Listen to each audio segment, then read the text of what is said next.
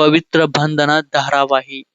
Hello ಸ್ನೇಹಿತರೆ, ಇಂದು ನಡೆಯುವಂತ ಪವಿತ್ರ ಬಂಧನ ಧಾರಾವಾಹಿಯ ಮತ್ತೊಂದು ಇಂಟ್ರೆಸ್ಟಿಂಗ್ ಸ್ಟೋರಿ ನಿಮ್ಮ ಮುಂದೆ. ಅದಕ್ಕೂ ಮುನ್ನ ಯಾರೆಲ್ಲ ನಮ್ಮ ಯೂಟ್ಯೂಬ್ ಪೇಜ್ಗೆ ಸಬ್ಸ್ಕ್ರೈಬ್ ಆಗಿಲ್ಲವೋ ಸಬ್ಸ್ಕ್ರೈಬ್ ಆಗಿ, ಹಾಗೂ ವಿಡಿಯೋಗೊಂದು ಲೈಕ್ ಮಾಡಿ, ಶೇರ್ ಮಾಡಿ, ಕಮೆಂಟ್ ಮಾಡಿ. ಹಾಗಾದ್ರೆ ತಡ ಮಾಡೋದು ಬೇಡ, ವಿಡಿಯೋವನ್ನು ಸ್ಕಿಪ್ ಮಾಡದೆ ಕೊನೆಯವರೆಗೂ ನೋಡಿ. ಸ್ನೇಹಿತರೆ, ಇಂದು ನಡೆಯುವಂತ ಪವಿತ್ರ ಬಂಧನ ಧಾರಾವಾಹಿಯ ಒಂದು ಸಣ್ಣ ಹೈಲೈಟ್ಸ್ ನಿಮ್ಮ ಮುಂದೆ. ದೇವನಿಗೆ ಜ್ವರ ಕಮ್ಮಿ ಆಗ್ಲಿ ಅಂತ ಪವಿತ್ರ ಆರೈಕೆ ಮಾಡುತ್ತಿದ್ದರೆ, ಇತ್ತ ನಮ್ರತಾ ಆಕೆಯ ಪ್ಲಾನ್ ಎಲ್ಲ ಉಲ್ಟಾ ಮಾಡಿದ್ದಾಳೆ.